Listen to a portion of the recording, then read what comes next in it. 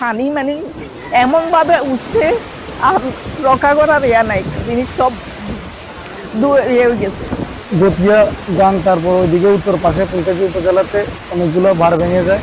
তো এটা আমরা চাচ্ছি যে স্থায়ীভাবে এটা ভালোভাবে কাজ করা হোক।